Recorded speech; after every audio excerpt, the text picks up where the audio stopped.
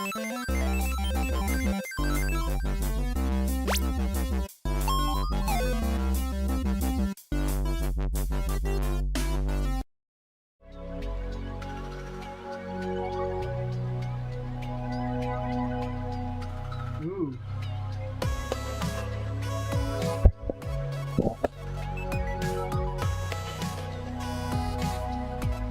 Happened to the green screen on this side? Just too close to me. It's just too close to me.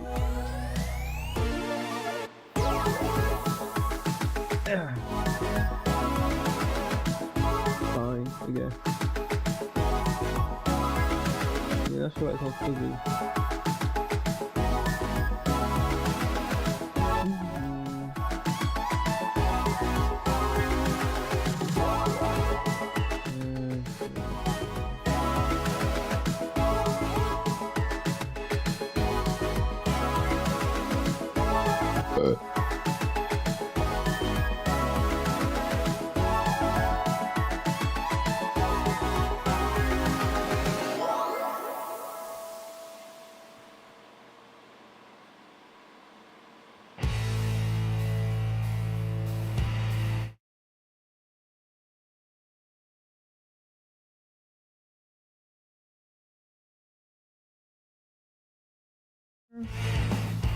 That's a bit better. Hello, we're playing another game that we've been neglecting for too long, and that's PC building.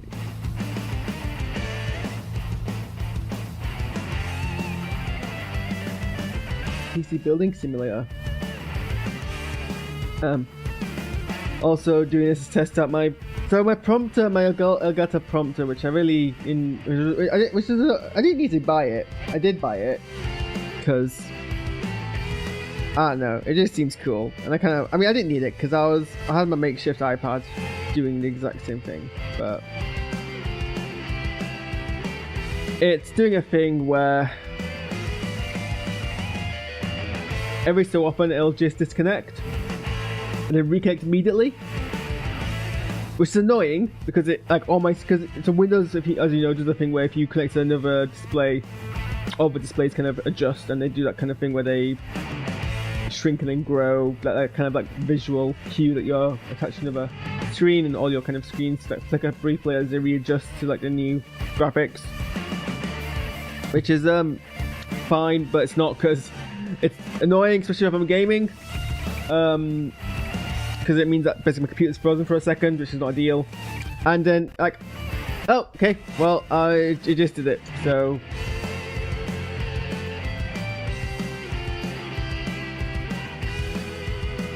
and you can even see it on my stream, I think. I just noticed the thing kind of flicker briefly. Well,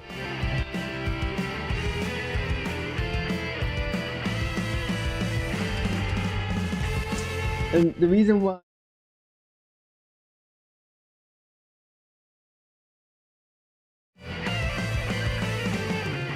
is, I mean, at least when it did it initially, everything would just go back to normal, like after a second.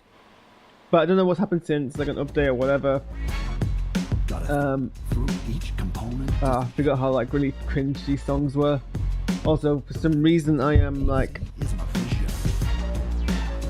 I think this background.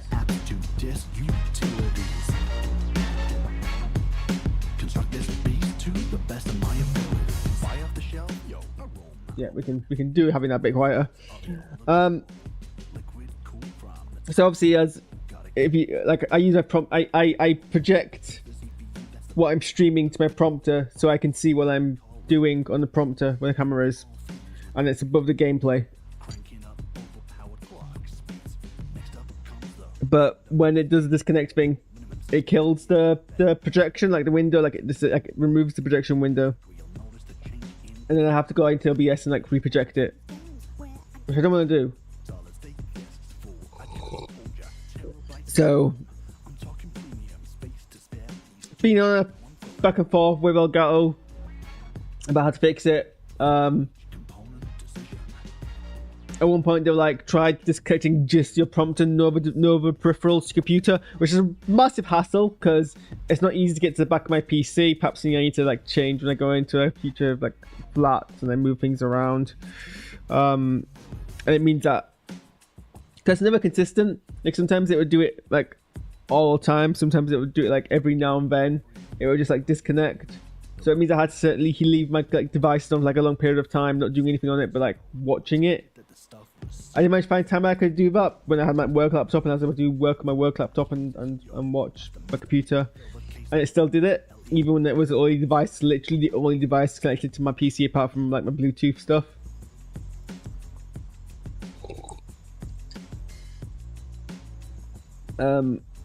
So the next suggestion was to buy a new USB cable, which I've done, and clearly that's not fixed the issue. I don't know, it kind of seems to like only happen now though when I'm doing something on the screen, but I mean that's, whereas before it did it any time, but that's still like a deal. So them's the breaks. I guess now we know that that's not how this works. I'm gonna have to like go for the warranty procedure. Who knows how stressful that's gonna be. What were we what day is it?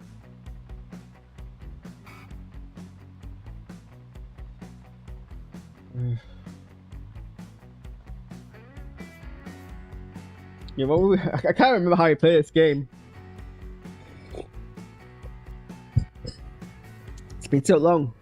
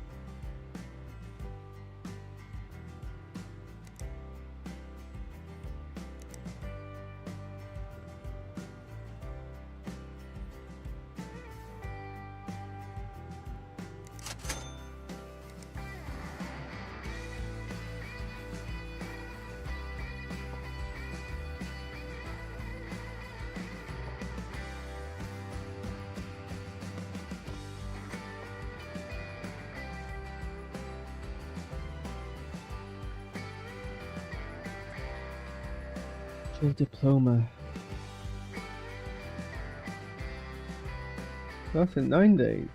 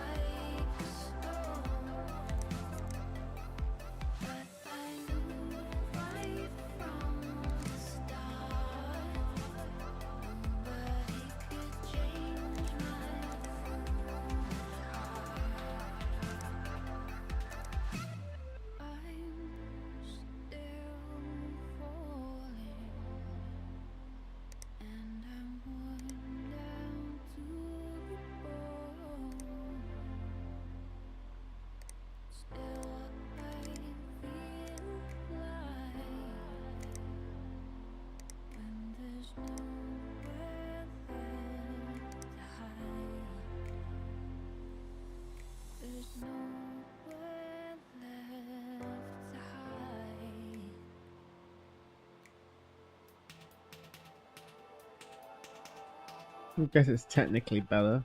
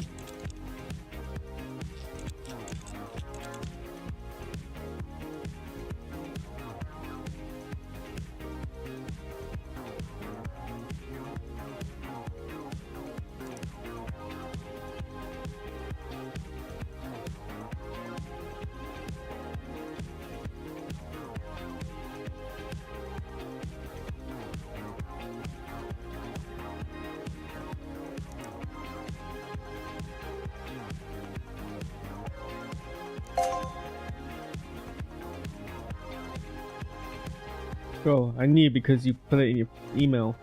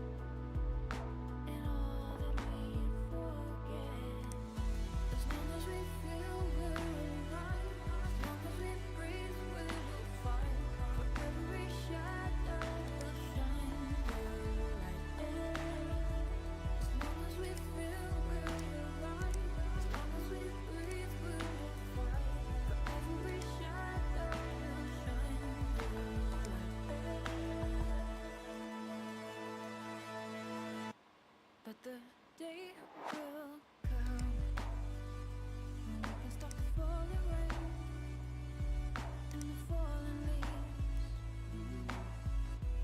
Feel the now breeze up, memories of everything and all that we forgot. We don't need to shout, we can see it on the leaves.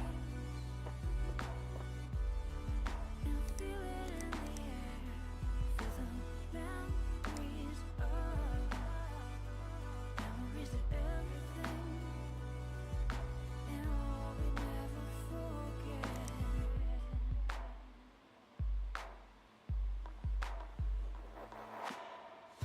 As long as we feel we're alive, as long as we breathe, we will fight.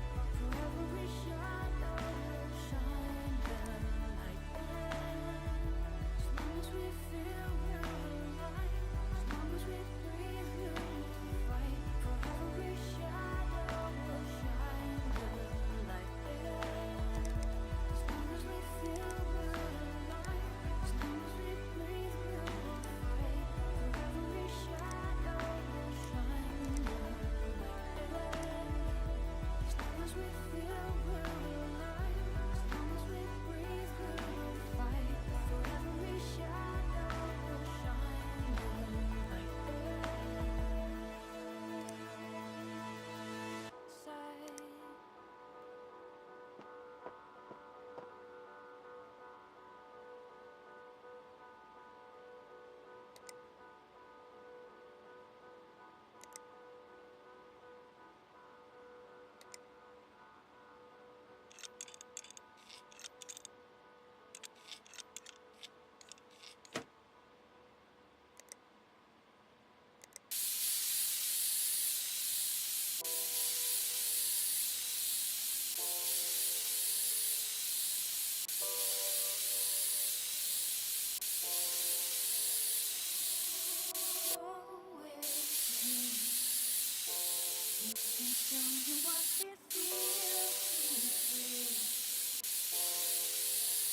Because you are the key. In your arms is where I need to be free. Falling in this light, feeling all the light inside. Falling in this light, feeling all the freedom washing over me. I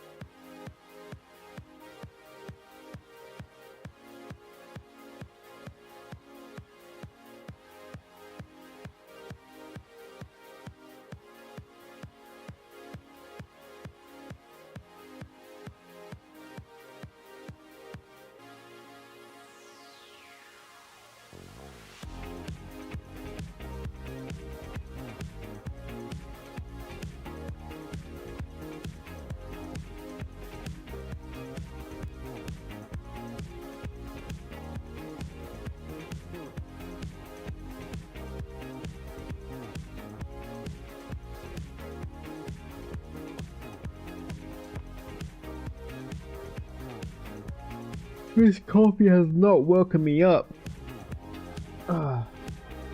I've just realized why the doodah wasn't why my background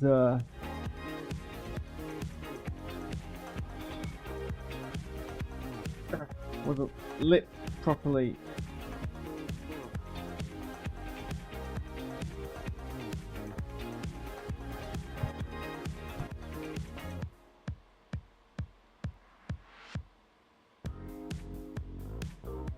That's why.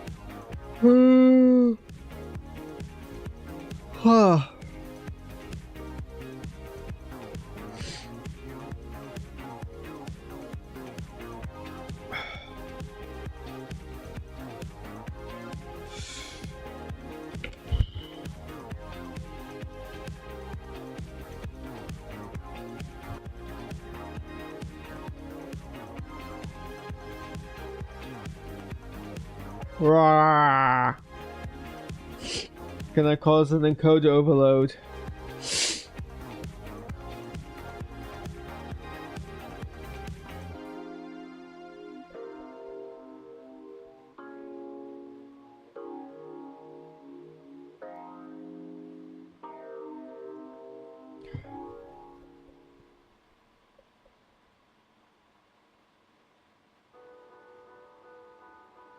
No, but I can make my whole desk shake. Sorry. I'm procrastinating doing my fake job in this game that I have chosen to play at frickin' 2:30 in the morning. Felt the shadows on the leaves, the shadows and the walls, memories of everything and all that we'd forget. The days slip by, don't let the falling rain, falling like the leaves. The memories of everything and all that we'd forget.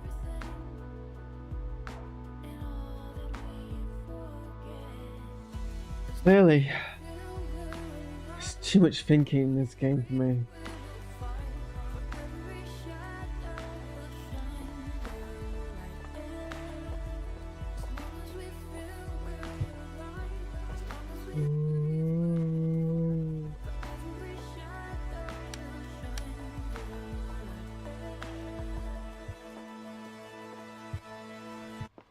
But the day will come when we can stop the falling rain and the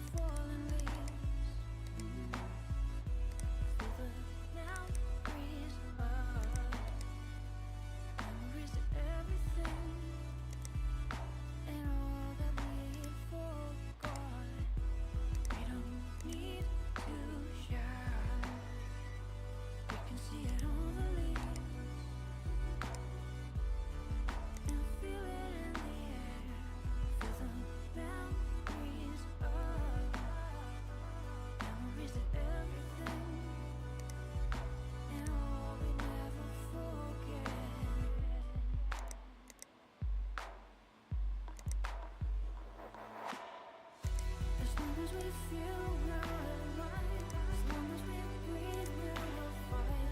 Forever we shadow will shine the light.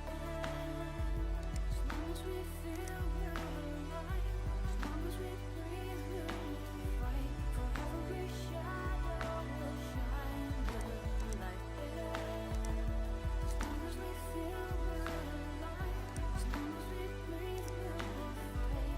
Forever we shadow will shine the light. As long as we feel we're alive, as long as we breathe, we will fight. Forever we shadow will shine the light. Side.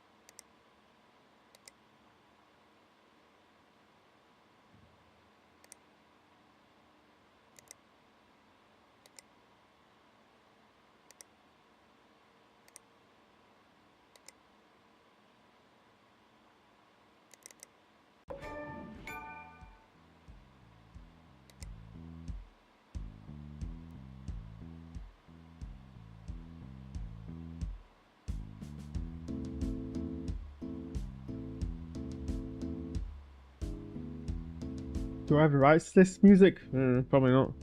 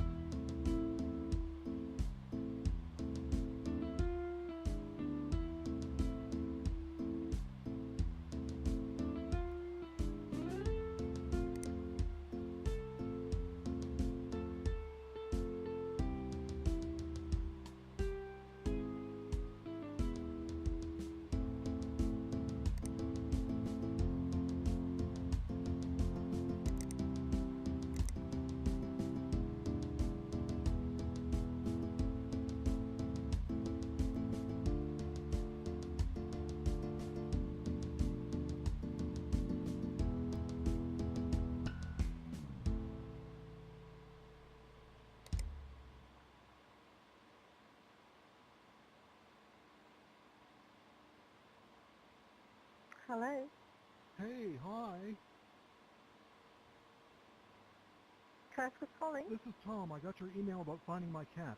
I am so relieved to finally get Captain Whiskers back. Hello. Hey, hi. Can I ask who's calling? This is Tom. I got your email about finding my cat. I am so...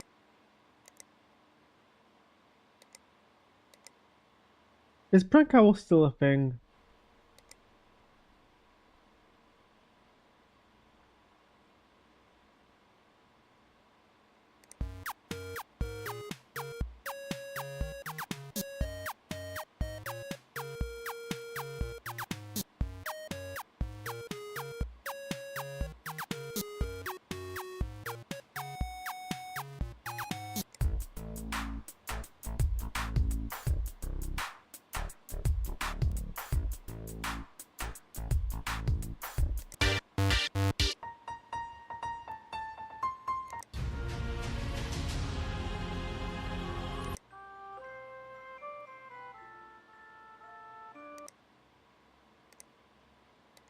Competition giveaways, news, sport, and the very best in music. This is Newcastle Student Radio.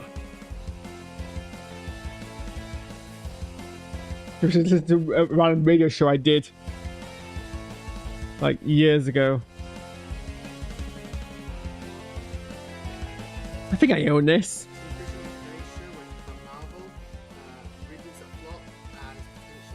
Oh, this is really bad audio mixing. Whoops. Did not do a great job with that.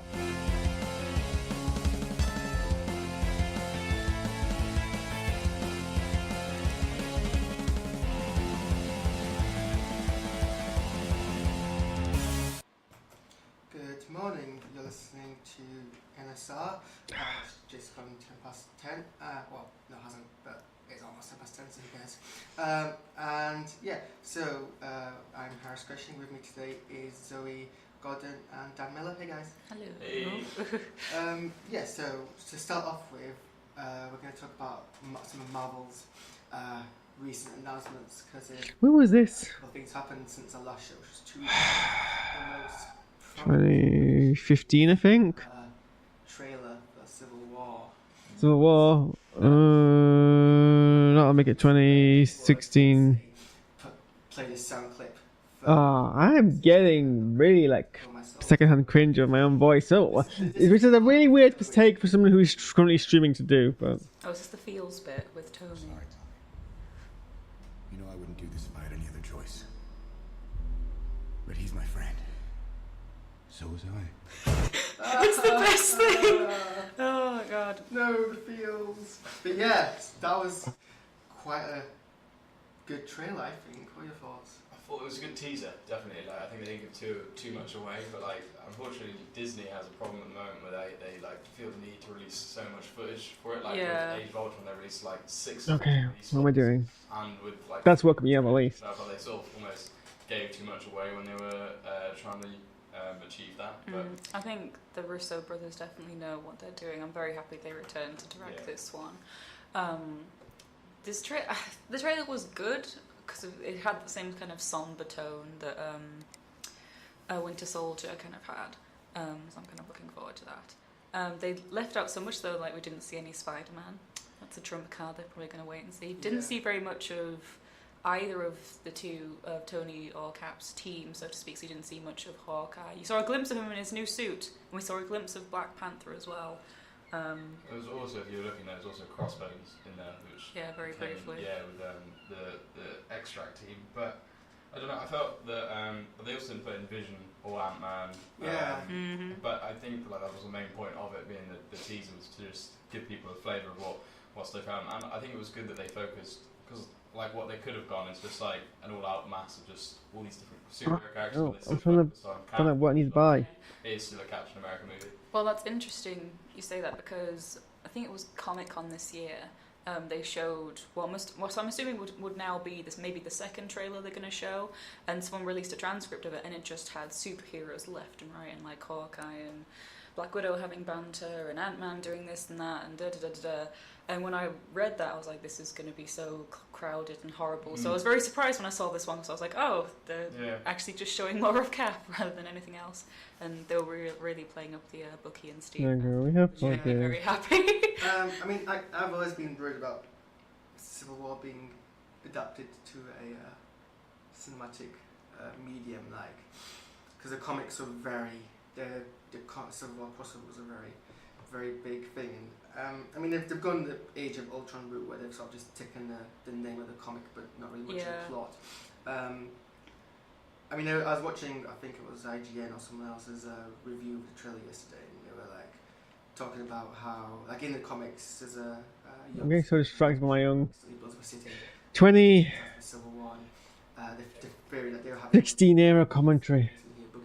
Bucky is the one. Either blows up a city, always framed for blowing up a. Yeah. There was a, you know, the scene when there's like sort of like, seems like a UN council thing, and then it explodes. There's sort of speculation, and that's like the initial thing. And As a then five accountability. Bucky, but Oh yeah, you've got the right one. of what you're saying about from the comics, because you know, it is such a big event, and they have got obviously quite a few superheroes, but I don't think it's gonna quite live up to the climax that was Civil War. Yeah. Because of the problem with different studios owning different characters, there's a lot of people who are left out of the Civil War storyline. So Spider-Man is a crucial point of the Civil War storyline. So they kind of need him in there. He's kind of like the ace card, if you will, from Tony. But you're missing out the X-Men, you're missing out Fantastic Four as well. The And they X-Men played big didn't roles. play that much of a role. No, Fantastic Four did. They played a Reed very Richards crucial especially, role. Like, the family had, like, they split apart. Like, you had Susan and Johnny on Cap's side, and we had Reed and, well, not so much the thing was like just trying to be neutral, but Reed was definitely on. Yeah. But there was got like a buddy thing going on, and Reed and Tony. Quite well, in comics, I know they're quite good mates. But I think what I'm quite worried is they're just gonna sort of cameo Spider-Man a little bit. Like, I don't think he's gonna. They will. They probably will, to be honest. Like there for like 10 minutes or something. I'm going to mention a bit later on, but a thing I was reading yesterday describes the appearance as an cameo. There we go. I'm sort of hoping it's not going to be. Like, I'm not expecting Tom Holland. Wait, do you even have any memory? What do you have? Where's memory? They do need to, because of, well, I don't really want to spoil it for people who haven't read the books or whatever, but Spider-Man's role is pretty key to, like, the conflict in the middle of it. So to only have him there for maybe 10 minutes is just like, oh, here he is for this key moment, then bye. I think there's a rumour that the Black Panther's going to take his position in this one, of, like, Spider-Man's position in the Civil War. Was Black Panther's identity a secret? I wouldn't know. I'm not familiar well, with when Marvel listed the official kind of here's on whose side, Black Panther was listed as being neutral.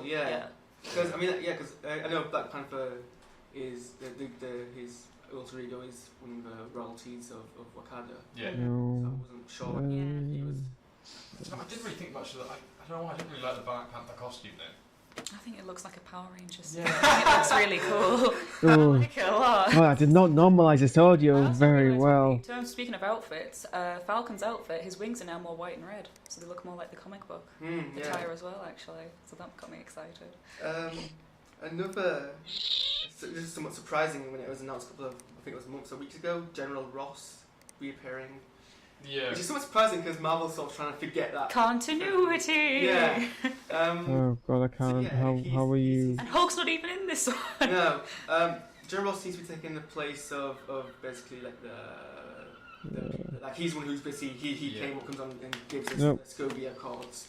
So he seems to be taking the place of the, like Scobie Accords is what's replacing the registration act. But yeah. Well, that's the sort of, doing the same sort of thing they did for, you know, when Iron Man 3 came out after the, obviously Avengers, the first one, and it was all like his own personal journey about the impact of New York on him. It's kind of like a similar kind of. Oh, did you want?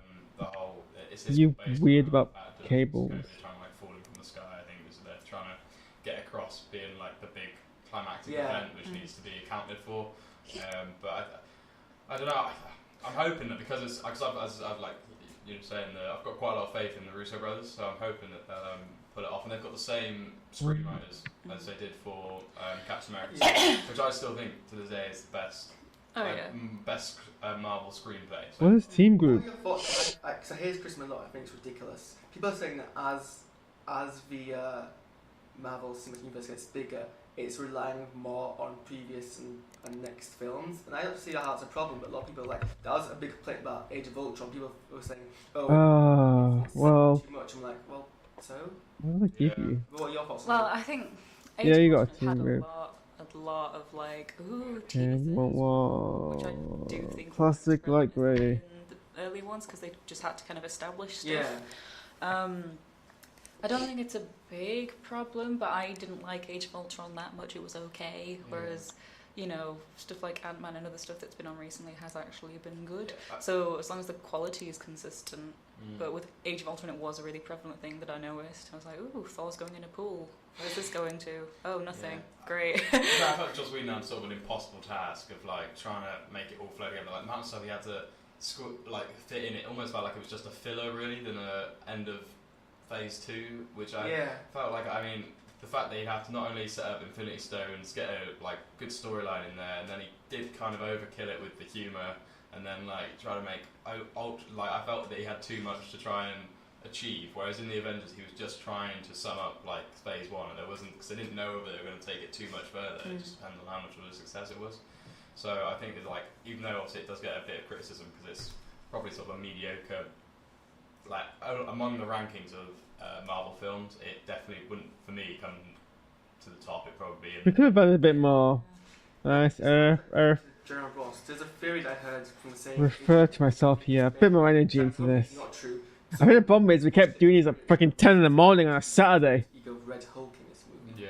Oh, yeah. Who else is the villain in this movie? Yeah, Is Baron Zemo in this? I don't know, but that's another thing. Yeah. Daniel Bruhl, who Yeah. I totally don't love. I had this. We predicted it! We predicted it! We predicted it. Oh, someone else predicted it and I just nicked that. Baron Zemo, Yeah. and then obviously Ross is a kind of villain. I mean, himself, like, obviously, like have people who are like super villains, but having a antagonist in the movie not concentrating on the conflict between the heroes, I think would be a good decision.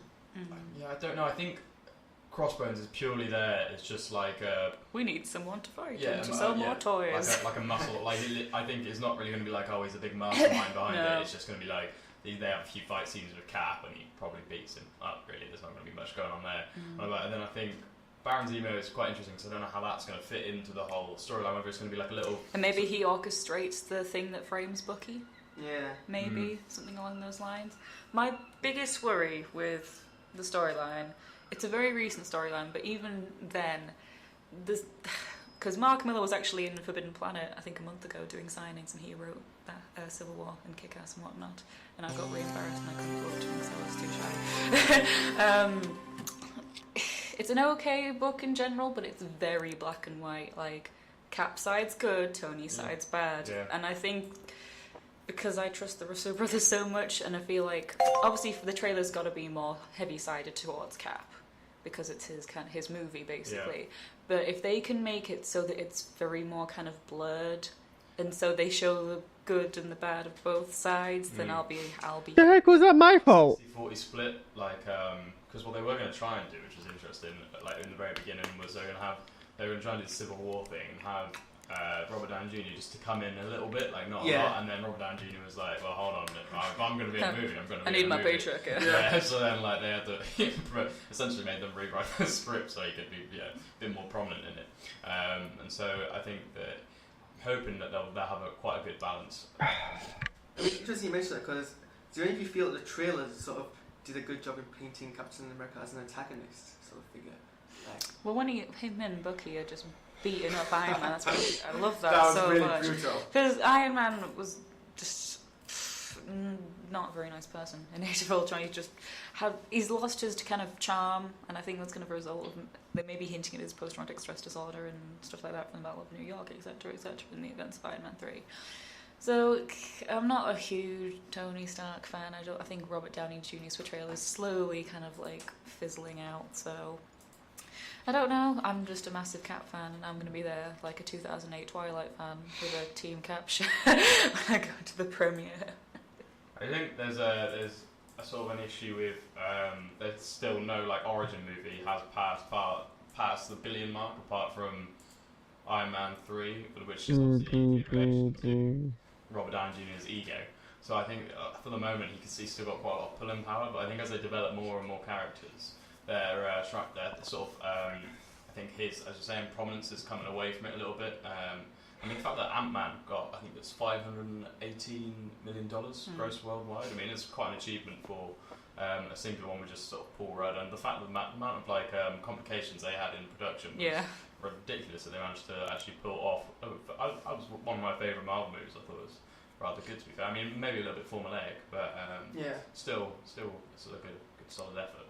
So moving on to another Marvel movie. So obviously Doctor Strange is being directed by Scott Derrickson and it's written by John Spates. But there was an article yesterday saying that apparently Marvel passed on the opportunity to have Guillermo del Toro directing a Neil Gaiman written Doctor Strange movie. See, that's that. See, on one hand, I'm like, that sounds really good. At the same time, I'm like, but Pacific Rim. I think that's such a that's a combination that you think of and you think, oh, that really works. And you might not necessarily think of it straight away, but you think actually they kind of mesh together really nicely. I think. Yeah, I mean, Horizon 3, Quadcraft. He's written a lot of really good dark comic books in the past. Really, like he's got his Sandman series. He's written a lot for Batman as well. Is that better? I don't know how much Marvel stuff he's written in the past. I'm sure he could do it quite well. Quite a few, I think. I don't know, I think that I'm personally not a great fan of Guillermo like that much, just because I mean I do like the Hellboy movies and I think they are good, and that's obviously like the most representative thing you can look at for being a comic book movie. But I didn't think they were anything like too spectacular, and I quite like the idea that they've got sort of like this horror director sort of connected to it, because I think like although Marvel seems to be trying to like mix it up with like doing heist movies and a space opera to try and not make it so like, oh, this is a superhero movie, so then they can branch out. So I think if they like actually made a dark movie, would be really good to see. And also like Doctor Strange is definitely the one to explore that in. There was sort of discussion going around that the Doctor Strange movie is going to be very much orientated like the last scene in Ant-Man when he goes subatomic. It's going to be like that kind of sort of visual kind of exploration, which I think is going to be quite interesting to see. You would have had the problem though with Guillermo that kind of similar to the Ant-Man Edgar Wright situation where there'd probably be a lot of creative differences. And of course Doctor Strange is trying to go for this slightly different take, just like Ant-Man and Guardians of the Galaxy did. But I feel like even still I think they try. Guillermo especially is a very visionary director, and I think having a studio kind of looming over him the entire time, he would just wouldn't. I wouldn't like that. Just like same with Neil Gaiman's writing. I feel like they'd edit some of that as well. What's quite interesting is clearly like you sort of like earn your respect if you work for Marvel, because essentially like when James Gunn first did Guardians of the Galaxy, he's like quite controlled, whereas now for Guardians of the Galaxy 2 he's just been like, do whatever you want. But obviously he's a bit different for him because he writes the screenplay and he's directing, so he's got a bit more of that freedom where he can sort of manipulate what he wants to do. But because it was such a success, he can essentially play around with it as much as he likes, which is quite interesting. So speaking of Guardians of the Galaxy, Thor Ragnarok is apparently, I think it was Hemsworth who said this, apparently compared to the original Thor and Thor Dark World, Ragnarok's going to be more in tune with Guardians of the Galaxy. Which is surprising, considering Ragnarok is basically about hell. I'm hoping he's like I don't know, he just doesn't know much at the moment. I mean, it hasn't really started. Mark Ruffalo said that Ragnarok's actually going to be a buddy film with Thor and Hulk. I mean, I like the dynamic that they have together. Because there's always like, even in the comics and in the cartoons and everything, so they always play off each other quite a lot, and they got a bit of banter. But did they really have any buddy moments in Age of Ultron? Definitely in the first film. Thor was unbelievably underplayed in Age of Ultron. So I mean, there was a film years ago which is basically Thor and Hulk together. It was when it was in the olden days with Lou Ferrigno. I saw that. And then some guys wearing a Viking outfit and a very bad wig. But no, I think the more concerning thing is the director is the person who's in negotiations to direct is a person called Taika Waititi, who has very few film credits, the only prominent one is really Eagle versus Shark, which it has 53% on. Oh yes, that. And his other directing credits is Pretty. basically a couple of episodes of the US In-Betweeners. And a Was this before What We Do in the Shadows? Pretty much it. He's very, very untested. That's a. I don't know. When you're a big studio, they're hiring people. Like, obviously you do. No, want I'm to distracted get because I. stuff, but Eagle was it Eagle versus Shark? Did you say? Yeah. I mean, 53% isn't bad for a film that's called Eagle versus Shark, to be fair. I mean, most of them are usually like 9%, aren't they? Yeah. Those sort of ones. I think that for it seems that needs to be like a dark movie. It does, yeah. Captain America. How wrong we were. Like the occasional bit of like reference to comedy, maybe. Yeah, Like, you know, but it was definitely a thriller movie. it was thriller and. We did sort of very poorly Whereas, predicting like, that so, it film. was described as meant to be the equivalent for Phase 3 was Thor Ragnarok. So hopefully it won't sort of go the way of like them cracking jokes all the time and Well- oh, it's the end of the world. But at least I can't- Well, even then, the first and second films, they still had a fair bit of humour. Yeah. Definitely the first I mean, one. Hemsworth is very good at Yeah. doing humour, like how you comedic timing and stuff. Yeah. I'm very confused by why Hulk is in the movie, to be honest. Mm. It's. Wasn't, Because What's wasn't going there on? stuff saying there was going to be a Planet Hulk reference, or is that going to be a TV show that they're working possibly, but like I mean, Ragnarok seems Oh. very. I mean, obviously it's still very much Oh, in yeah. pre-production, but it seems like to be very much more focused. I mean, my impression is that it's going to be more. Oh, focused, Harris, shut as up. in the previous You are so wrong on what you. No, actually, you were fairly on the ball there. Seeing Hulk in the lightning thing would be in the rainbow poly thing would be very fun to watch. I remember one thing that was like meant to be like a serious moment in Age of Ultron when he's like like flies off and it's like Yeah, his yeah. spaceship was just like you couldn't take it seriously. He's You're still, just, like, all massive. booked up in a little- Like riding a clown. Oh, yeah. It's like Donkey Kong in Yeah, Mario Kart. it is. It is Pretty exactly much. like that. You're there just like, oh yeah, he's like worked it out with Black Widow and stuff. He's like, oh, you're leaving? See you next movie. Bye. Yeah, it's a bit odd, really. I think that though it's a good idea that now they're trying to span out like same with they did with Ant-Man. Although it was like only a 5-minute thing. One of the best parts of Ant-Man was the Falcon versus Ant-Man Yeah. fight, I thought, which was fantastic. So I think it's good that they're sort of opening up the movies now for like third, so they can sort of put more character development without having to do Yeah. like Hulk 3 I think and I think it was one of those things where like, right, we've got Mark Ruffalo here. We pay him X amount, whatever. We kind of need him in more films. People want them. And Give him his own film. I Yeah. think Mark Ruffalo's earned his stripes as a. but they've already planned it out now. They've made they probably Yeah. will like set it But out. actually, no, to be fair, they've got 3 untitled Marvel projects for 2020, Yeah. which is interesting. But they're very, seem to be very reluctant. I mean, I think it's got partly to do with that, partly to do with the fact that Universal still has some rights in Hulk movies. But I mean, I understand why they're reluctant. I mean, I love Incredible Hulk, but I understand why they're reluctant after that to make another Hulk movie. But I think by now, Mark Ruffalo's. Yeah, when people have. Well, at least my favourite thing about the first Avengers movie was Mark Ruffalo as Hulk, because I just thought he was a really great It was really performance.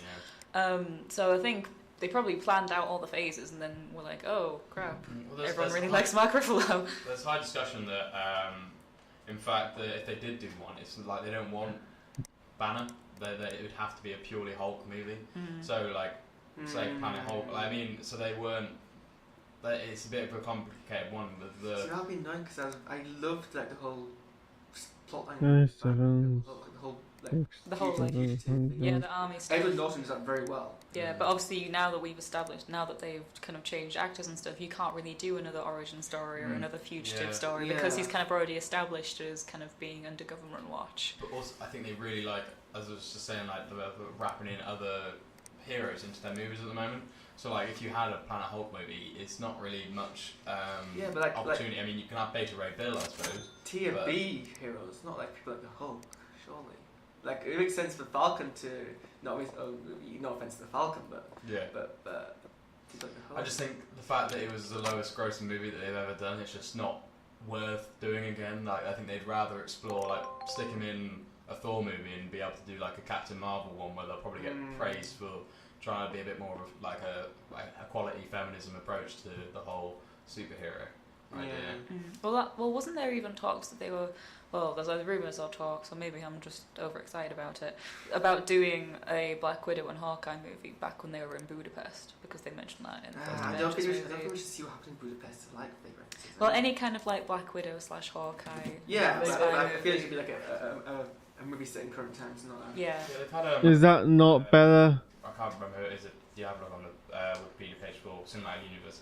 They've had someone come in to like write and propose a script for a Scarlett Johansson Black Widow movie. I don't know whether I don't think Marvel's got any problem with adding more films to the roster that's coming out, because they just threw in Ant-Man and the Wasp and 3 untitled ones just because they could, really. Yeah. I think one of those untitled ones is probably going to be Spider-Man 2, a Spider-Man sequel, depending on whether the first one takes off. Well, let's talk a bit about Spider-Man. So, what we found out now is that Spider-Man's going to be filming in Georgia, and that's where he's also filmed his so-called extended cameo for Civil War. It's being directed by John Watts in what is his third film. He hasn't got a lot. No, John he Watts. directed Clown, which is a 2014 psychological thriller supernatural horror movie with mixed reviews, and he filmed Cop Car, which was a road thriller with Kevin Bacon. And both of those, Cop Car was released early this year, and Clown was released late last year. So it's very new. Yeah, I mean, we've got to remember that James Gunn had only sort of had barely anything apart from he did a he directed one of the sketches in Movie 43, which was a clear The pinnacle of awful mistake. And so there was quite a lot of stigma around him, and I think like Marvel do have a way of generally choosing the best directors. I mean, the only thing that would say is that gets a lot of stick is the worst movies supposedly in the Marvel Cinematic Universe revolve around Thor at the moment, but I don't know whether that's due to the fact of choice of director or not. But there we go. I think one now that I've kind of dwelled on it for a bit, one advantage for the studios, even of getting directors that haven't done much, is that they're much more easy to manipulate and tailor them to film in a certain way. Angle. Well, the Russo brothers have only really directed. I mean, they did Anger Management, which was obviously a fairly like high. They did Yumi and Dupree, and they directed several episodes of Community, which is like my favourite TV show. But it's like an odd jump, isn't it, to try and make them sort of direct a political thriller when they've just mainly done comedies. It seems like a lot of trust for them to have. I don't know how they sort of pick a director, because obviously you can't be like, right, throw me together a quick like little mini version of how you do Civil War or how you do Winter Soldier. So I don't know how. Yeah, because after Winter Soldier came out, they went back to do a few more episodes of Community, and they referenced the elevator scene of Winter Soldier in one of the episodes. So it's like they kind of just went back to TV for a bit, and now they're back to directing the big Marvel movie. I just feel Spider-Man's very, very shaky ground. I worry if they perhaps, it was interesting point about manipulation. I was wondering if they're doing it very, because you think if they're these young directors that haven't done much and suddenly they're given this big break, they think of course they're going to do whatever the studio tells them to do, because this is their big break. They're doing a Marvel film. I think Spider-Man's going to be an interesting one, because I think I've got a slight suspicion this one they're going to try and bring in the TV Netflix stars into the sort of whole. Well, they were saying about that, universe. yeah, because obviously now we've That would be nice. We've got Luke Cage coming out next year, and we've got some Iron Fist coming out the year after that, and then after that they're going to do their own Lily. kind of Avengers thing where they have the Defenders. So I know there is talks of them wanting to kind of weave them in. I think they'd work. They're not. I mean, although I don't think Agents of S.H.I.E.L.D. has quite got. It's got a lot better recently. Like it's once now I've started dealing with Inhumans, it has drastically improved. However, I don't think it ever really will fit in. The characters they used in there haven't really got the gravitas to be switched over into. Yeah, it was their first time they tried to really have two different formats. No, Paris wasn't much of a. Kelly wasn't much of a Agents of S.H.I.E.L.D. defender then as I am now. They did a really strong tie-in link with Age of Ultron, which, like, if you sort of watch the pre-episode for it and then put it with Ultron, it sort of makes it a bit more like a lengthy and got a good flow between them. And they did. On the other side, it was very. I thought it was very compared to the time they did with Winter Soldier. It was very thrown in. Like we only had. It was like end of one episode. It was like there's a thing happening. Beginning of next episode. Oh yeah, I'm responsible for the helicarrier. And you might talk about it again, sort of thing. Well, but then I suppose it wasn't very much fun to do with. Yes, I go on. Yeah, I speak too quickly, don't I? I ever speak too quickly, or I slow my words. In Marvel with Inhumans, It's Oh, going yeah. to be interesting to see whether they want to like try and span that out into its own TV show or not really. I mean, I think the way they're going now is better, but I don't think you could ever wrap Phil Coulson back into being into the universe without being just be a pointless exploration. Yeah. But in the same sense, you kind of feel like they need to know he's alive because it was the whole point that they Clark came Greg's together. amazing. He is I good. want him to leaving everything. Anyway, on that note, we're going to go for a short break and then stay tuned because we're going to talk about why reboots flop and stuff like that. There's my mouse. There it is.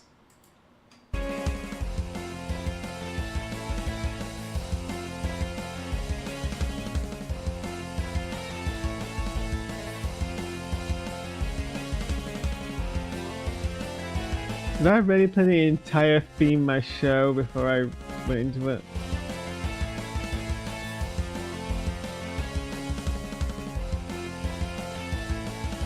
Or was this just me was this just me editing together the podcast version of this?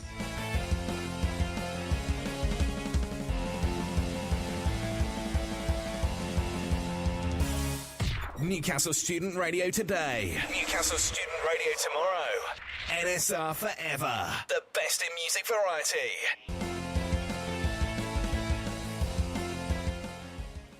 No, I just played the entire theme when I went to the break and then Reboots that flop. and then faded back in. Modern day cinema. Yeah. I'm wearing this really thick So this like- is kind of all inspired by, I don't know if you guys know about the jumper Grants movie. and nothing else, and I figured I'd be fine because it's pretty Made a chilly grand outside. total of But no, I'm kind of 2.3 warm. million at the box office. Woohoo!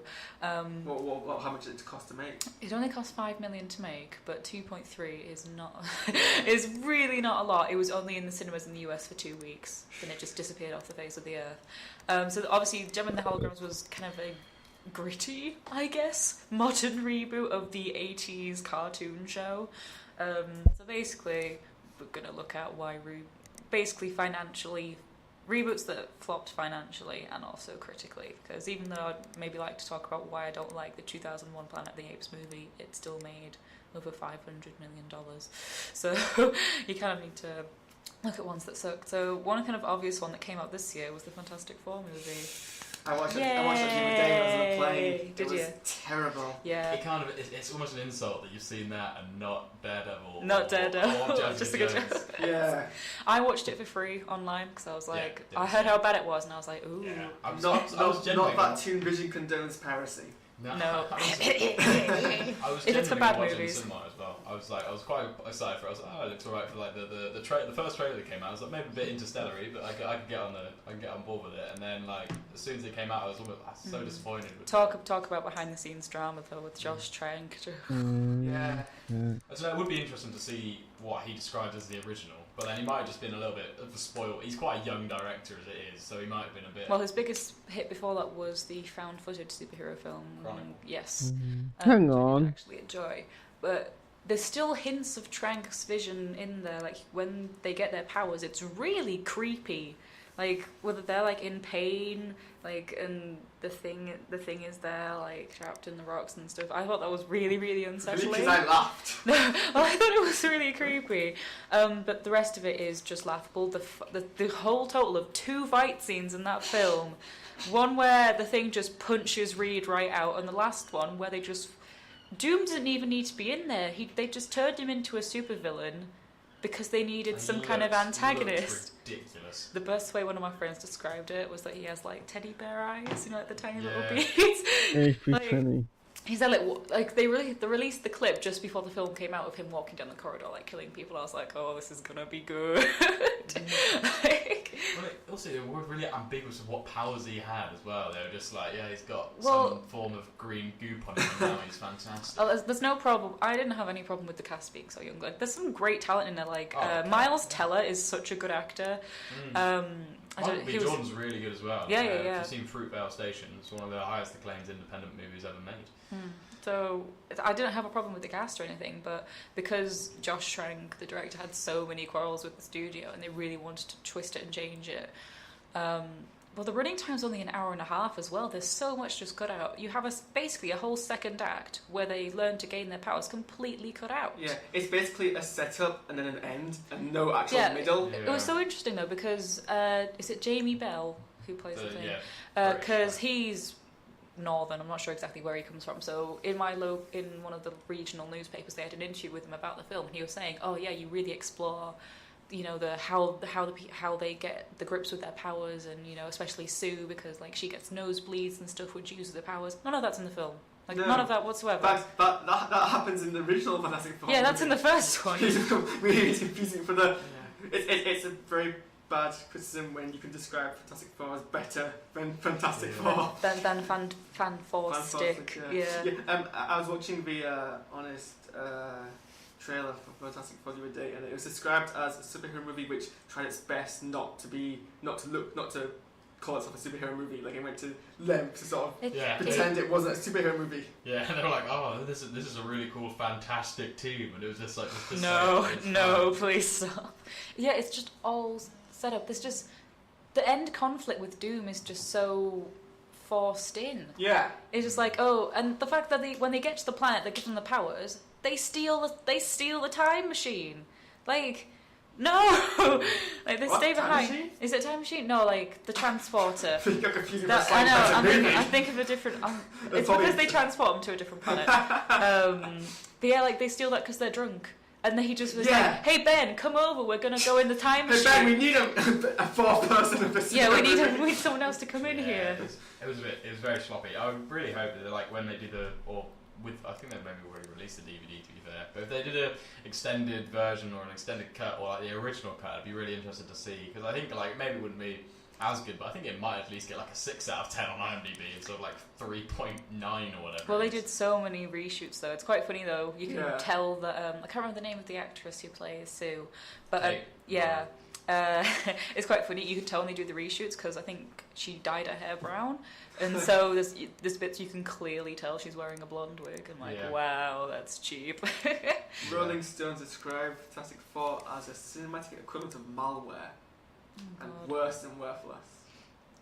It was rather bad, unfortunately. The most annoying thing is though, it didn't make that much money in comparison to other superhero films. It made 168 million, and considering its budget was I think 150, so it, you know, to make profit, a film has to make 2.5 times its production budget, so it's barely done that. Do you think Fox is gonna make a sequel? And they've They kept the greenlit rights it. though. They keep the rights if they make a sequel. If they don't, it goes back to Marvel.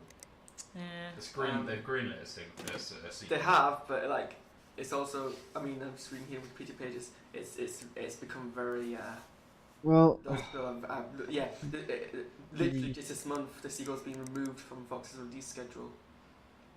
So It's interesting that, Yeah. that also Marvel have got these 3 untitled yeah, products I know. in 2020. I know 'cause it could- Fox gave the rights to certain Fantastic Four characters, not the characters, but certain characters to Marvel. A couple I of wouldn't mind seeing the Silver Surfer come back again. Silver Surfer. Yeah. Yeah. I thought I said Solar. Hey? Silver Surfer. Oh, Silver, I had Solar. My bad. It's these headphones are rubbish. But yeah. Yeah. I mean, I know there's what Fox was pushing, the plan of maybe linking the Fantastic Four with X-Men, just to keep the Yeah. rights. Well, because they're making the X-Men TV show as well. Yeah. Oh yeah. That's what it was. Marvel gave Fox the rights to an X-Men TV show. If Fox gave rights to certain, like I think, Silver Surfer and not Thanos, the World Eater guy. What's his name? Galactus. That's one. Yeah. If they Yeah, gave that rights one. to him. Yeah, back. yeah. Yeah. But they're just like trading like baseball cards and like about just like except it's characters. Yeah, that's pretty much what the studios are. They're just children trading Pretty much. cards. What other reboots have we got? We've got. Did any of you see the 1998 remake? I should say of Psycho. No, I didn't. There was Did you one. not know that was a thing? Oh, it's a thing, and Vince Vaughn plays Norman Bates. What? Yeah. So of course it didn't really make much money because, you know, it's a remake of Psycho. So I'll give you the lowdown of this reboot. It's set in the 1990s. Yeah. The director was like, "Oh, we're making it accessible to a new audience. In colour, a complete shot-for-shot remake of the original." Yeah. Like, what? Because the director was there saying, "Oh yeah, we're trying to give it something new," but it was absolutely critically panned because of course it did absolutely nothing new. They changed some dialogue to make it slightly more appropriate for a modern context, but then they literally made it a shot-for-shot remake. There's an edited ending, and like the speech at the end is shot, which is awful because the ending speech is amazing and probably one of the best moments in cinema ever. And the shot of Norman Bates staring at you was awful. But the facial expression of the actress who plays the woman who gets stabbed in this shot is really funny. Yeah, you've just Vince Vaughn as Norman Bates though. This was around the time when Vince Vaughn was in that like I'm going to stop doing comedy and doing drama thing, kind of like Adam Sandler did for a while. But it's just when you think of modern actors who could play Norman Bates, like they have Watson's in it. Yeah, because they have the TV show Bates Motel with Freddie Highmore in, which just kind of shows him when he's younger, and that's really, really good. But you just think of all the actors you could get to play a modern Norman Bates. It's just think. Well, it's just the director was like, we're making it accessible to a new audience. You don't need to make Psycho accessible to a new audience. I like how you said that parts of it were rewritten to make it more acceptable to the modern audience. The whole point of Psycho when Hitchcock made it was supposed to be like really like perverse, like the whole like I know like there's a film about Hitchcock which is exploring when he was making a film and how he was trying to shock people. That's literally the whole point of Psycho. Yeah, like I think in Psycho was the first time you'd ever seen a toilet flush in cinema. Toilet flush. It was one of the few times you saw unmarried couples in the same bed. Yeah, thankfully it didn't make much money. It only made 37 million. Can't remember its production budget, but it basically flopped completely because people were like, nah. But you've just got to think like. Oh, so it wasn't an upgrade. $1 million. Yeah. Well, just awful casting. Just why a shot for shot? If you're gonna remake it, fair enough. But why just copy the cinematography? So there's not often a lot of remakes that do well and that are particularly acclaimed. I mean, I don't know whether the 2003 Old Boy film. Yeah, the Korean one. Yeah, I know what you're talking about. Yeah, I think they remade that one. Did they? There was rumours about an Old Boy remake, but the first one, which was 2003, was really, really good. But I thought in more recent times, did anyone see RoboCop? Is that the one? I know it had the one with thingy with it had Michael Keaton in. I know that much. Yeah. Michael Keaton and it had Gary Oldman. Michael Keaton? Did it have Michael Keaton in it? Yeah. He's RoboCop. Not in the remake. No, not in the remake. Oh right, no, I was on about the remake. No, yeah, I know what you mean about the remake though. When was that? 2014. Yeah, that was only last year. Knows how much I know about it because obviously it didn't make much money. It was so bad. I don't know what the that's the new one, which was. So which one am I thinking of? Which one's Michael Keaton? Oh wait, he's in the movie. He's in it. He's not. Oh, he's obviously not RoboCop. Oh, he's just not playing RoboCop. No. My bad. Clearly, I don't recognise Michael Keaton that well. Either way, that was a god awful movie as well. I don't know how much whether it even flopped to be honest, but what did it get worldwide? Internationally, it got about $184 million. Yeah, it wasn't fantastic to be honest. It was shallow sort of characters. The RoboCop itself looked frankly laughable, and it just didn't really work. The storyline was weak as well. It's just a disaster from start to finish, to be honest. But that was probably the worst reboot I've seen in a while. I think the new Planet of the Apes movies, though, as you were saying earlier. Making a sequel. Can I have my stream deck back? Are they? Oh. Somebody's working on it. Brilliant. They're working on it. Just for me. What were you saying about the Planet of the Apes one? Well, like the new, not the 2000. Yeah, the new ones. But the new ones with Gary Oldman. Circus one, Yeah, I thought I think they're really good in terms of like recent reboots. Yeah, they're kind of one of the few remakes I can say actually they kind of they're not remakes per se, they're kind of prequels, but they definitely up their game. Like the CGI in that is just absolutely outstanding. Yeah, it's really really good. I mean, I can't really think off the top of my head of any more recent reboots that have tried to hit cinema and not really work very well. The Lone Ranger. 2013. The one with that's the one with Johnny Depp, directed by Gore Verbinski. It was the biggest commercial flop of that year. I think it's one of the biggest commercial flops ever. Actually, Disney has a problem with that as well. Yeah, I think John Carter's still the number one. I think biggest. Like actually, no, is it Waterworld still? I think it's John Carter or Waterworld. But Lone Ranger, Production budget of 255 million, only made 260 million, so Yeah. it didn't make that Yeah. much money. The Range is an interesting example here in that it's a remake of a TV show. As a Yeah, film. it's a Yeah. remake of a TV show, but they completely butcher, like, the American Indian side of it. The cultural appropriation in that film is just like, oh no, I think stop. they're trying to hit what they had with Pirates of the Caribbean again. Yeah, because Gore Verbinski directed those films and they had Johnny Depp in, so it's kind of trying to make that a thing again. Yeah, it's just, They've I think it's 2017. They've got the new one that's coming out, which is called Dead Men Tell No Tales, yeah. Dead Man, Yeah. Tell No Tales. Which again will have Johnny Depp in it, but I don't know whether. I think there's rumours around there'll be Orlando Bloom and the original's coming back again. 'Cause Yeah, the, yeah. the fourth one was alright, but it wasn't anything compared to the other three, just because it was a bit like, well. No, Lone Ranger's What's this probably- light coming from? It's kind of similar Underneath to, me.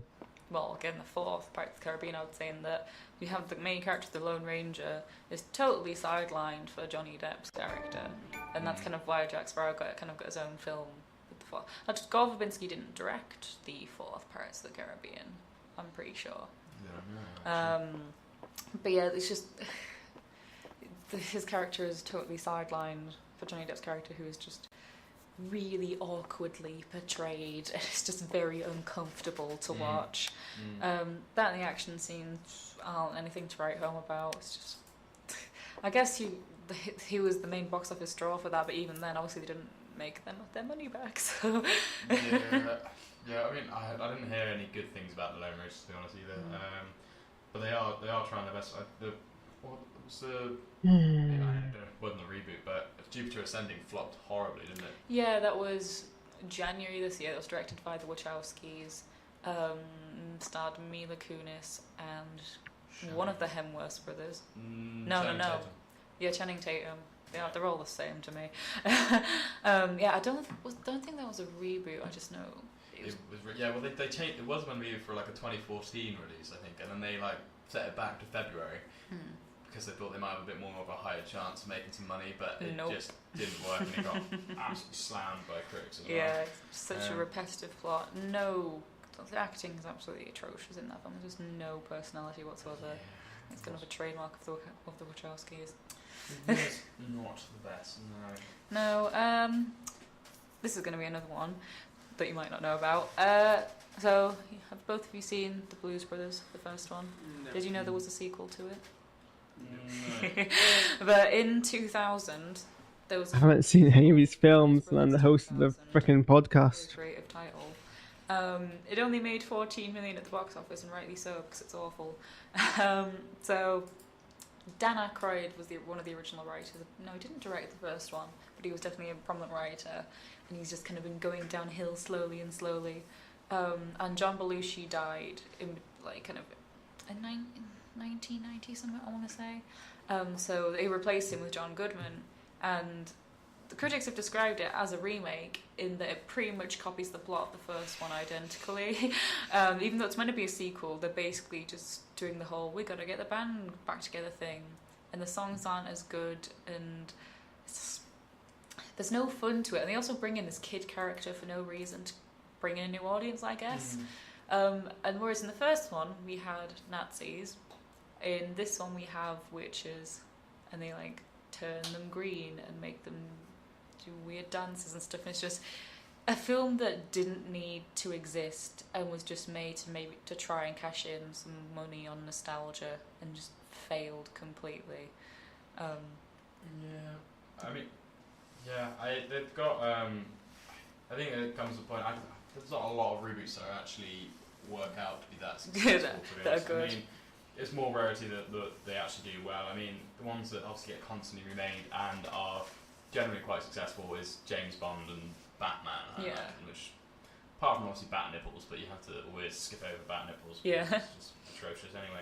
But it seems to be they're the only ones. And I just think that when it comes to Disney now, they're just getting a bit bored with it, because they're sort of now just gone to live action comic, live action fairy tales. Yeah. So, I think Kenneth Branagh directed, was it Cinderella this year? Yeah. Yeah. And I think it did quite well. I mean, it just seems to be like it's like an easy money maker for them. Yeah. And now they've got, it's quite a good cast to be fair. They've got Beauty and the Beast that's coming out, and they with Emma Watson and some other people. When I was trying to research reboots that have flopped, it's kind of hard because I was thinking of the really bad reboots and remakes that have been recently. So like a lot of ones that are based on old nostalgic TV shows. So you have like the Smurfs movie and the Chipmunks movie, and like they're horrible, obviously, but then they made loads of money because they were kids' films. Like I think the first Smurfs movie made like $250 million, and that was enough to apparently warrant a sequel. Christian fell asleep when I was watching. And then you've got there's a fourth Chipmunk movie now coming out. Why? Did you know about this? I take great efforts to avoid anything to do with Chipmunks. No, because you had the first three, and it was like I think there was a third one. yeah, called Shipwrecked. Oh yeah, no, now you remind me. Yeah, I and that was released a while ago, like 2012, so a relatively long time ago. And I thought that was going to be it, and then suddenly there's now a fourth one coming out next year called The Road Chip. Puns. But yeah, I don't know how they make so much money because they're just absolutely awful kids' entertainment. They're not even building on nostalgia for people who used to watch the shows as kids because it's just bad, and they're just throwing them into a modern context and trying to throw pop culture references at you, and it's just awful, and I don't know why they make money. Just really, really don't know why they make money whatsoever. You could argue the same for the Teenage Mutant Ninja Turtles Michael Bay movie that came out last year. 2014, yeah. I think it made a fair amount, and I don't know if they're making a sequel or not. Yeah, they are. Production. But they say it's not actually Michael Bay who directed it. No, everyone just says it's Michael Bay's Teenage Mutant Ninja Turtles because he's the producer. Awful. Like, it really is quite bad. But I think when you like make a film like that, you can get kids to go. Like, there's been some animation movies like Alvin and the Chipmunks, and they shouldn't really have got greenlit. Like, they've got a fourth Alvin and Chipmunks. Yep, yeah, we've just been saying The Road Chip. They're puns as well that they use. It's ridiculous. And I think that it just seems to be that if you hit the right market with the animation film and get kids tied into it, then they're cheap to make, and they'll just carry on pumping them out because, mums that are like home all day will just be like, well, let's go see this film. Yeah, let's go do that. Take my mind off. No, I just hate when studio companies are trying to build nostalgia. That's what Gem and the Holograms tried to do, and obviously completely failed at doing this year.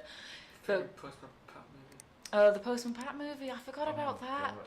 Yeah, that completely failed. Harris mutters in the background, Postman Pat movie. 1 million or something like that. That's a highlight of this recording for me. Harris in the background, muppers. Was it Gary Oldman? No. No, Why am I thinking Gary Barlow. Oldman? Gary Barlow. That's what I'm thinking. Oh, that'd be weird if Gary Oldman did his singing voice. That'd be a movie I want to see. But yeah, it was Gary Barlow did Yeah. Postman Pat singing voice. They had Jim Broad by Rupert Green. They dragged in loads of movies into this. Like, why? No. How much money did it make? How much did it make? Because I remember when because it was 700,000. Well, yeah. Because I remember it was meant to come out. Sorry, that's opening weekend. Sorry, it grossed worldwide. It grossed 6 million. Billion. Whoa. No, Whoa. million. I can't read numbers. Well, I remember when it came out, wasn't it? It was meant to release several years prior. I want to say, it'd been like put off releasing for a while. What is the right year to release a Postman Pat film? But yeah, you had all these people in, and they just made it like a talent show thing, and Postman Pat suddenly had this really great singing voice. The plot was stupid. It was Postman Pat wins talent show contest, so now he's become a singer. So now they're replacing. Why have they gone quiet? These robots, Postman Pats, instead of robots, employing more postmen. Instead of employing postmen in this little town, they're like, nah, robots, that's the way to go. Well, I remember the Postman Pat got very high tech at one point. He had like helicopters and stuff. Yeah, that was the sort of the new modernish. It's like, does he really need a helicopter to deliver post in this small He's a little village? postman. Why? It's because What funding does he have? He upscaled to delivering to the nearby city. So apparently he needs to fly a helicopter now. Instead of employing a helicopter pilot. Instead of employing other people. Like. Hey, where did he get his license from? I want to know. I love how, like, I found some reviews where that I always found it too complicated in pricing in comparison to the television series. Too complicated. Yeah. Postman Pat movie. Wow. I remember when it Postman came. Pat movie directed by Christopher Nolan. Yeah.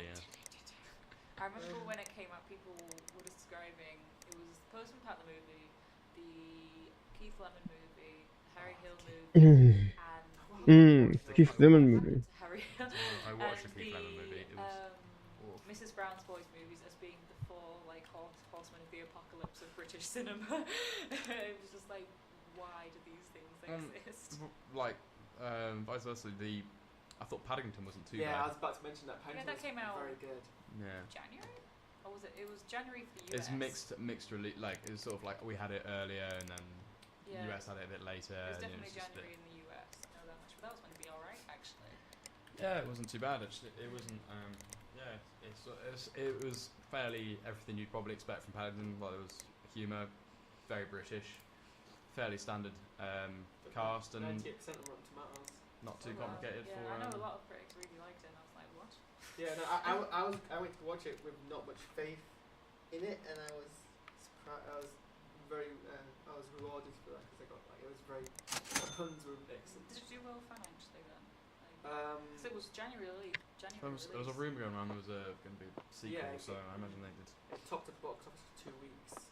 Wow, Paddington movie. It's the second highest 2014 family film debut in the country behind the Lego Movie. Aww. What was it? Find this for you, but yeah. No, because with January, I don't trust January releases. Very rare you get good films coming out in January. Deadpool's going to be fantastic though. That's February. Well, that's February. Yeah, Valentine's Day as well.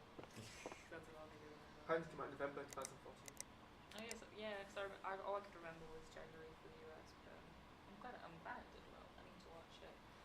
She's a party, isn't it? Babe. Oh yeah. I'm going down the list here. Apparently, the 2010 Clash of the Titans movie was a remake. I didn't mind that film actually. I thought it was alright. Is this the one with Sam Worthington.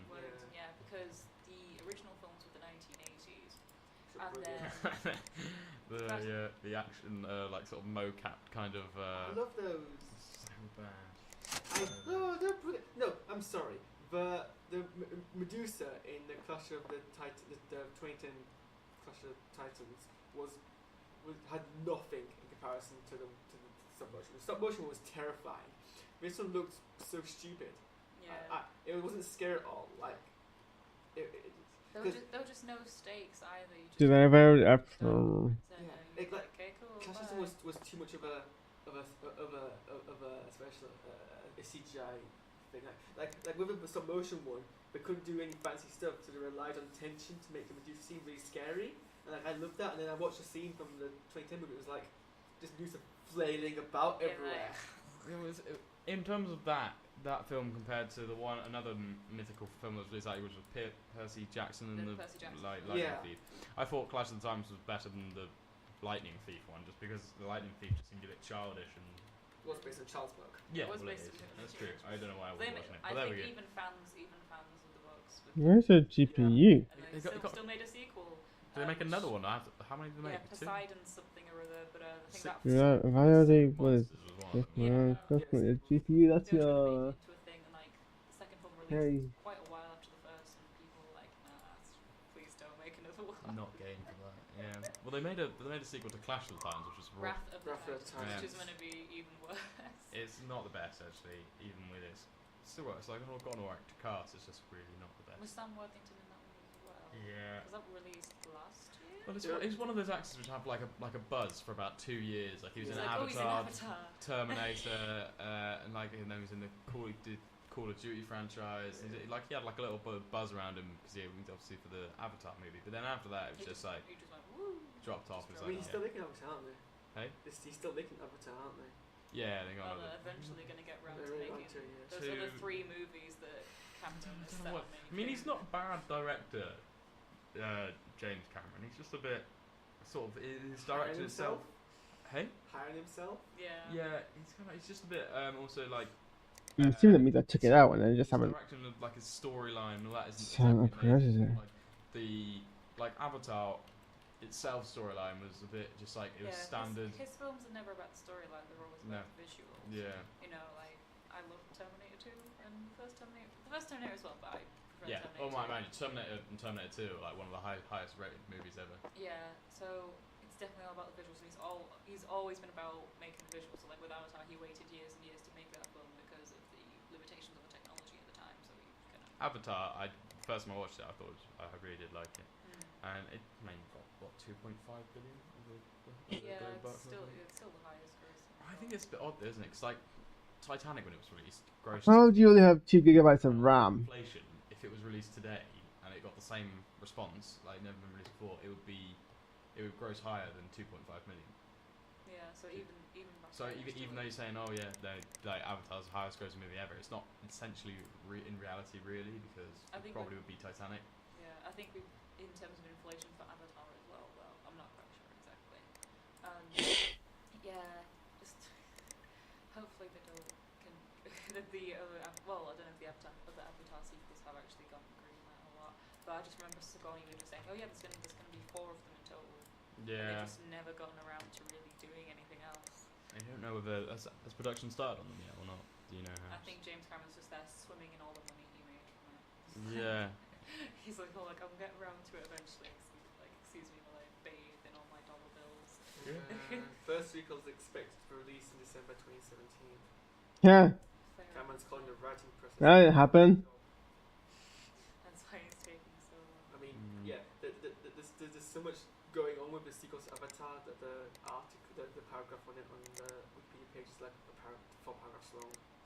Well, you see, this is kind of like the whole Terminator situation where they wait years and years before actually making a sequel, because that'll be... So 2017, that'll be nearly 10 years after the first one. He described the new Terminator film as a worthy adversary for...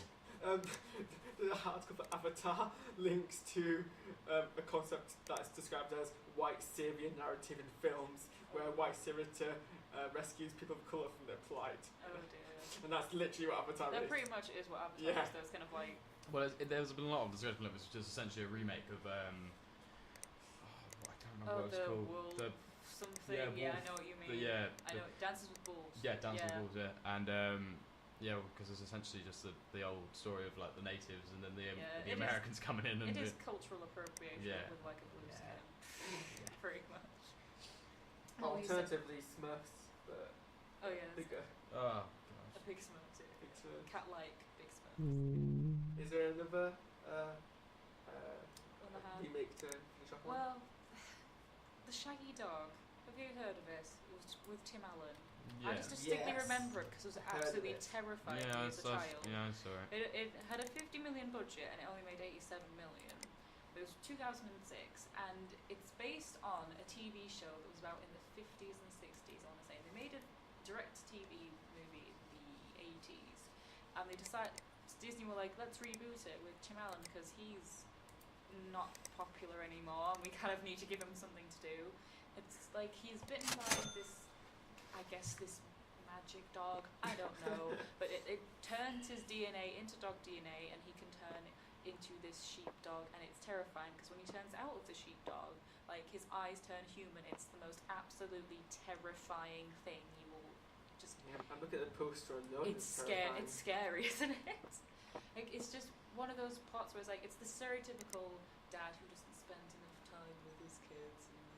And so they just another bit of Disney tripe. Essentially. It's not. Like why are all dads in Disney movies? Yeah, well, I think he was just workaholics. No, maybe he made a deal with them because he did like another 2. Have you seen the Santa Claus movies? Yeah, that's true. Actually. He did another 2 of those, and they were for Disney, I think, as well. What was he did 3. Yeah, there's 3 in total.